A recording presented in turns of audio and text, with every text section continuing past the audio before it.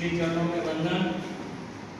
आज के इस कार्यक्रम के मुख्य अतिथि उत्कर्ष आयुर्वेदिक कॉलेज के प्राचार्य डॉक्टर उमेश जी बुद्दुल साहब, मेरे मार्गदर्शक गुरुजी श्रीमान रमेश जी पटेल सर, जो कि आज के इस कार्यक्रम के विशिष्ट अतिथि हैं।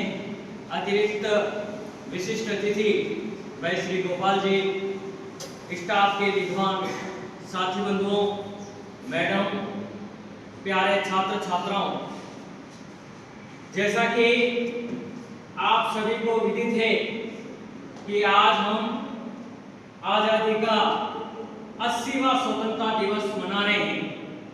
दोस्तों, देश को 79 वर्ष हो गए हैं और 80वें वर्ष में हमने प्रवेश कर दिया।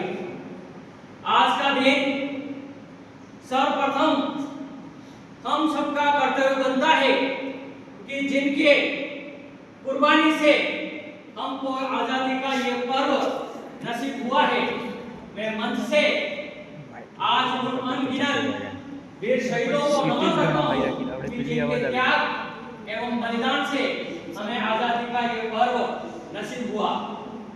उनका बलिदान हमेशा हमारे मन और मस्तिष्क के अंदर रहना चाहिए, तभी हम राष्ट्र निर्माण के कार्यों के अंदर सर्जन करते रहेंगे। मेरे से पूर्व वक्ताओं ने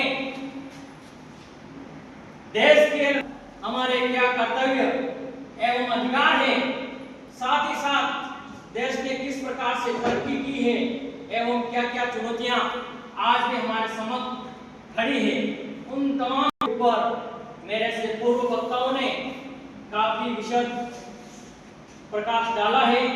मैं नहीं चाहूंगा कि उन बातों को पुनः दोहराई जाए। दोस्तों, आज का दिन हम सबके लिए आत्मावलोकन करने का दिन है। हमने क्या पाया है और क्या खोया है। यदि इस बिंदु के ऊपर हम विचार करते हैं तो निश्चित रूप से इस देश ने बहुत कुछ पाया है। हर क्षेत्र के अंदर इस देश ने दिन दुनी रात चौगुनी प्रगति की है, चाहे वो शिक्षा का क्षेत्र हो, विज्ञान का क्षेत्र हो, चिकित्सा का क्षेत्र हो, एग्रीकल्चर का क्षेत्र हो। हर क्षेत्र के अंदर हमने निरंतर प्रगति की है और हरित क्रांति करके दुनिया के विशाल जनसंख्या वाले राष्ट्र को आज हम आत्मनिर्भर भारत के नाम से जाना जाता है। जैसा कि हमारे राष्ट्र के यशस्वी प्रधानमंत्री का विजन है विकसित भारत। निश्चित रूप से हम विकसित भारत की ओर बढ़ रहे हैं, लेकिन दोस्तों, कुछ ऐसी ताकतें हमारे देश के अंदर आज भी मौजूद है। मेरे से पूर्व वक्ताओं ने उन बिंदुओं के ऊपर आपका ध्यान आकर्षित किया है, मैं पुनः नहीं दोहराऊंगा। उन चीजों से हमें सचेत रहने की आवश्यकता है। आप सभी युवा हैं, क्या कार्य करने योग्य है और क्या कार्य नहीं करने योग्य है, इसको आप सभी भली भांति जानते हैं। देश प्रेम के लिए बड़ी बड़ी हम बातें करते हैं। देश प्रेम केवल भारत माता के नारे लगाने से नहीं आएगा। देश प्रेम का सीधे एवं सटीक परिभाषा है कि जिस व्यक्ति को जो कार्य मिला हुआ है, यदि वह व्यक्ति उस कार्य को पूर्ण लगन एवं निष्ठा के साथ संपन्न करता है, तो मेरी नजर में हर व्यक्ति सच्चा देश प्रेमी है। दोस्तों, आप सभी विद्यार्थी हैं, आपका सिर्फ और सिर्फ एक ही कर्तव्य है कि अपने गुरुजनों से अच्छा मार्गदर्शन प्राप्त करके शिक्षा के क्षेत्र में निरंतर उच्च सोपान प्राप्त करना। यदि इस कार्य के प्रति आप कहीं पर भी उदासीन रहते हैं तो निश्चित रूप से आप राष्ट्र के साथ में प्रेम नहीं कर रहे। एक शिक्षक का दायित्व है कि वो जो कुछ भी जानता है या नहीं जानते हैं तो सतत तैयारी के साथ में विद्या अर्जन करते हुए जो शिष्य उसके संपर्क में हैं उनका मार्गदर्शन करे। निश्चित रूप से वह भी एक सच्चा राष्ट्र प्रेमी है। राष्ट्र के निर्माण में उनका महत्वपूर्ण योगदान है। एक किसान है जिसका कार्य है कृषि का कार्य करना, और यदि वो पूर्ण लगन एवं निष्ठा के साथ में अपने खेत के अंदर कार्य करता है, निश्चित रूप से वो भी एक राष्ट्र की सेवा कर रहा है। तो दोस्तों, हमें इन चीजों से आज के दिन प्रण लेने का दिन है कि हम इस राष्ट्र के अंदर, इस राष्ट्र के विकास के लिए हमारा क्या योगदान हो सकता है, उसके लिए हम अपने स्तर से उस कार्य की शुरुआत करें। तो निरंतर हम जिस सोपान के ऊपर जो हमारा सपना है एक विकसित भारत, निश्चित रूप से हम उस सोपान के ऊपर पहुंच जाएंगे। आज के इस मौके पर मैं ज्यादा कुछ नहीं कहूंगा। राष्ट्र प्रेम के तहत हम निरंतर आगे बढ़ते रहें, यही हमारे मन के अंदर प्रेम होना चाहिए। मैं आज के इस मौके पर आप सभी विद्यार्थियों का सबसे पहले आभार प्रकट करना चाहता हूं कि निश्चित रूप से काफी शॉर्ट टाइम के अंदर मैंने निर्देशित किया था। एक इच्छा थी कि स्वतंत्रता का जो उत्सव है महाविद्यालय के अंदर अच्छी तरह से मनाया जाए।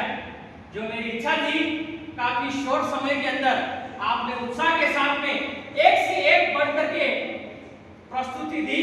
प्रत्येक विद्यार्थी की प्रस्तुति को मैं बड़ी निष्ठा और लगन से सुन रहा था, समझ रहा था, उनके भावों को समझने का प्रयास कर रहा था। निश्चित रूप से बहुत ही अच्छा लगा। इसके लिए आप सबके लिए पुनः आप जोरदार ताली बजाइए।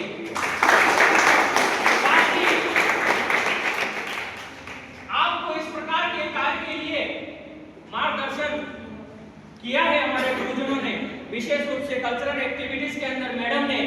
आज के इस मौके पर मैं मैडम को भी बहुत बहुत बधाई एवं शुभकामना देना चाहता हूं। मैं चाहता हूं कि इस महाविद्यालय के अंदर हमारा सपना है कि जिस क्षेत्र के अंदर हम निवास कर रहे हैं, यहाँ की जो संस्कृति है, हम सब के लिए गौरव की बात होनी चाहिए कि काफी गौरवपूर्ण संस्कृति इस क्षेत्र की है। निश्चित रूप से जब भी हमें इसे मंच और मौके मिले, उस संस्कृति को उभारने का प्रयास करें। आगे बहुत सारे ऐसे मौके आएंगे इस महाविद्यालय के अंदर। सभी विद्यार्थियों से आज के इस मौके पर मैं आगाह करूंगा कि जिसके अंदर जो भी क्षमता है, निरंतर उत्साह के साथ में आगे आए और अपनी अभिव्यक्ति को व्यक्त करने का प्रयास करें। क्योंकि दोस्तों, हायर एजुकेशन के अंदर यही एक ऐसा मंच होता है जिस मंच के ऊपर आप अपने टैलेंट को व्यक्त कर सकते हैं।